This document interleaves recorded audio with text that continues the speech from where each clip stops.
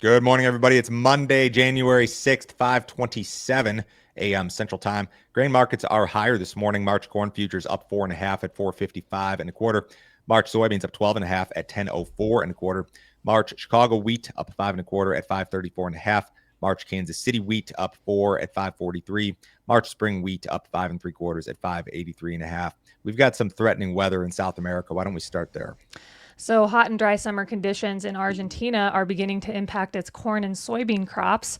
Both crops experienced ideal growing conditions throughout the spring thanks to abundant rainfall. However, according to the Buenos Aires Grains Exchange, the crops started to show the effects of high temperatures and reduced rainfall at the end of December. The Rosario Grains Exchange reported that some regions in Argentina only received about 30% of their average rainfall in December. Despite the hot weather, the Buenos Aires Grains Exchange still reported that the two crops are progressing well due to abundant moisture in the later part of 2024. However, Argentina is expected to be hot and dry over the next 2 weeks.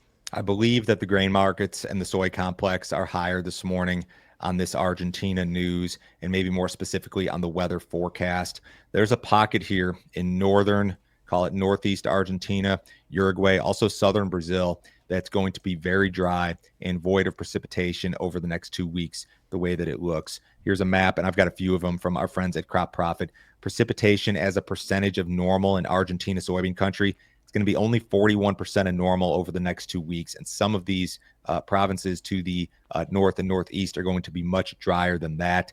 Temperatures are going to be above normal, talking 4 or 5 degrees above normal on average. So you've got some hot and dry conditions, certainly.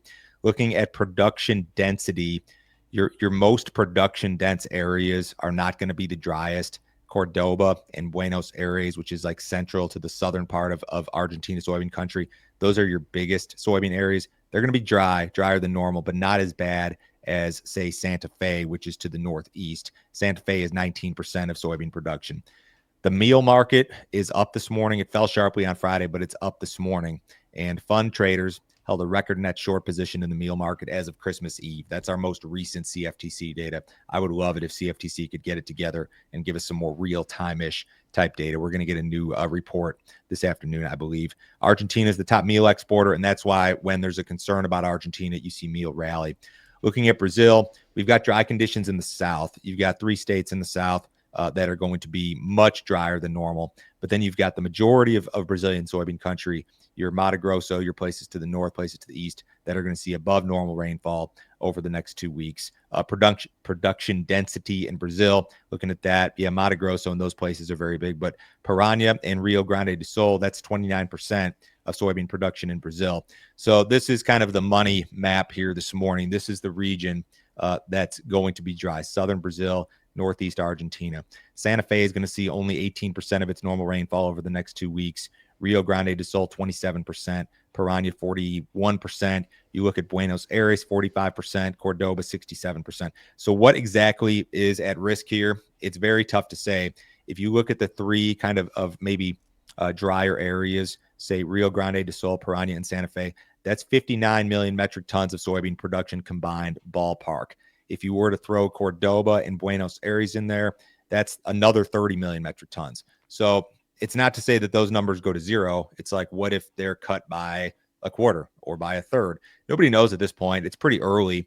If the rains were to come back 2 weeks from now and the forecast shifts, I think that you could be fine, and maybe you don't lose anything. Maybe you get into a situation where Brazil's crop is good enough, especially in the north, to offset all of this as it relates to total production. I mean, you're looking at 221 million metric tons of total production. So say Argentina gets trimmed by 10, but maybe Brazil goes up by 5 or 10. You could still be left with a situation where we're very, very high and record high combined. So there's a lot that remains to be seen here. There's still some time for those areas. You got to remember when you look at to go back to, like, let's see which map, to go back to this map, you know, when you look at South America from north to south, it's the opposite of the U.S. In the south, it's much earlier in South America than it is in the north. It's the opposite of here, of course. So they've still got time. They've still got, I'd say, 2 or 3 weeks before you really got to sound the alarm. But if you're a fund trader and you're holding this big short in meal or in soybeans, are you going to wait around to find out? I don't know. Maybe not. And maybe that's the buying that you're seeing here this morning. China added 28 U.S. companies to its export control list last week. The companies are also banned from exporting dual use items to China, which are products that can be used for both civilian and military purposes. It's unclear how the measures will be enforced or which products will be considered dual use. China also slapped sanctions on 10 U.S. defense firms for their involvement in military sales to Taiwan. The sanctions, however, will have little impact as the military companies don't sell arms or related goods to China. The moves are seen as a warning against anticipated tougher U.S. policies against China under President-elect Donald Trump. One professor of macroeconomics at Columbia Business School said this: it really does seem to be a warning shot that escalation in U.S. policies against China, particularly under Trump, will be met with a more aggressive response. China is signaling it will not take tariffs passively. That same professor went on to say this: the desire to put high tariffs on China seems credible. If you think back to the first Trump administration and its willingness to use tariffs for geopolitical ends, the Biden administration didn't undo that. In fact, they professionalized it. The Trump administration's rhetoric might have been stronger, but the Biden administration took this economic battle to the next level. So make no mistake, Biden had a lot of tariff stuff going on. Trump may have more tariff stuff going on. Analysts at Goldman Sachs said this: we expect tariffs on imports from China and autos, but not a universal tariff, which would carry economic and political risks that we think the White House will prefer to avoid. So we're hoping to avoid that as well. We really don't want to see China tariff soybeans. It could happen. It may not. We're hoping there's negotiation here, really like in real time during the next 2 or 3 weeks before Trump is inaugurated. So if you guys have not checked out our premium content, you sure need to do so. Joe, can you tell me about some of last week's premium videos? Brian Split was on Wednesday or Thursday last week. I don't even remember. Another corn analog. So Brian did some absolutely fantastic work earlier this year with regard to the corn market, the wheat market, the soybean market, and an analog versus a prior year that turned out to be really damn good.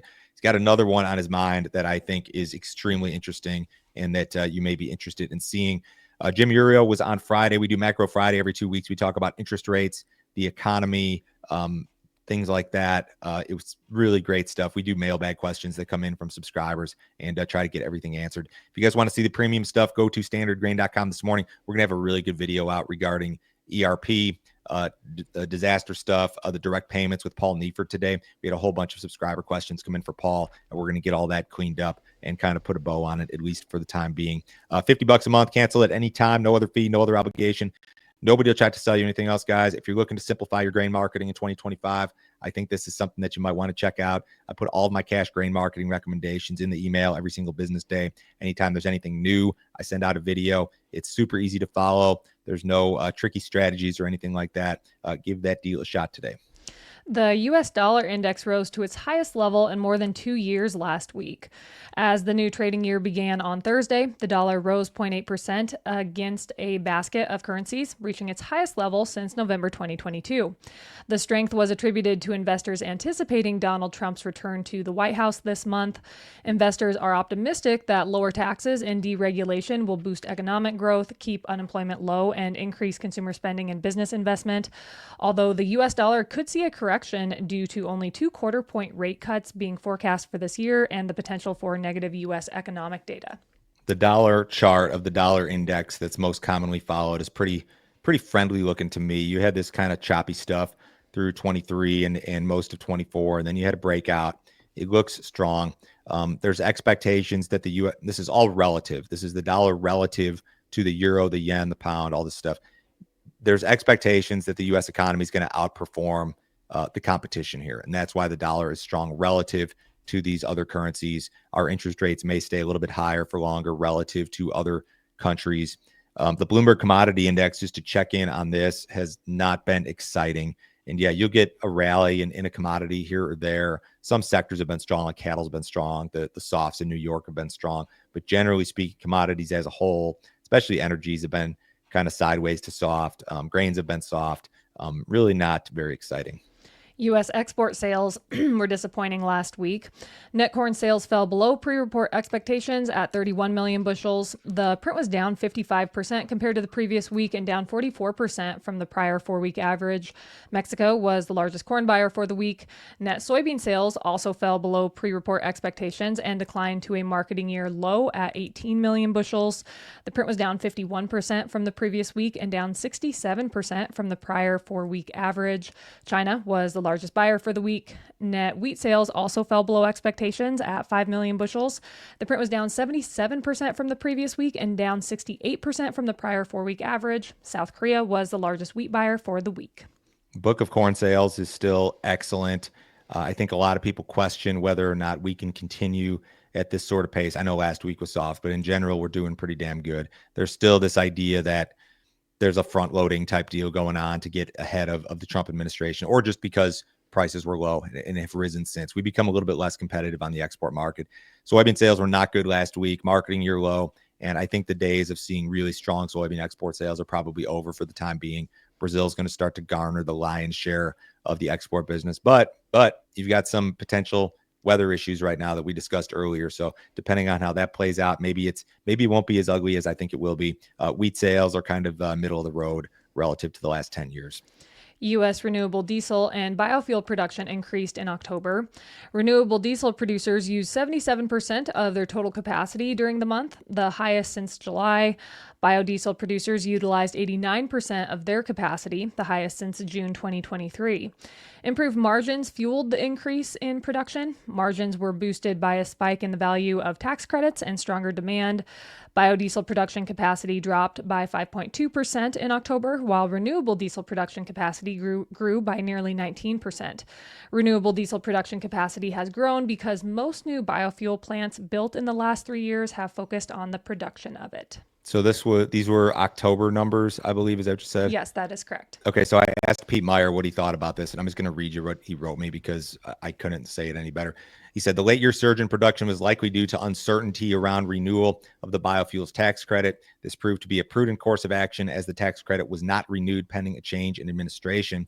Soybean oil saw an early October price increase to 45 cents, followed by a November surge to 49 cents, reflecting late year production increases to take advantage of the tax credit and possible hopes of a renewal. As 24 came to an end, prices fell to sub 40 cents as renewal of the credit lost hope. December production data is likely to show a decline. So it was good. It's probably not going to be good the next time you see a set of these numbers because there's still just nothing here in terms of certainty with regard to policy, and there's a lot that remains unknown. What did cattle prices do on Friday? Cattle futures ended the day mostly lower on Friday. Live cattle were $1.40 lower to 45 cents higher. Feeders saw losses ranging from $1.65 all the way down to $2.92. Cash cattle trade was on fire last week. In the Southern Plains, cattle were $4 to $5 higher compared to the prior week at $1.97. Up here in Nebraska, cattle sold $3 to $4 higher to sell at $2 even. Over in the Western Corn Belt, cattle gained $3 to $5 to also sell at $2.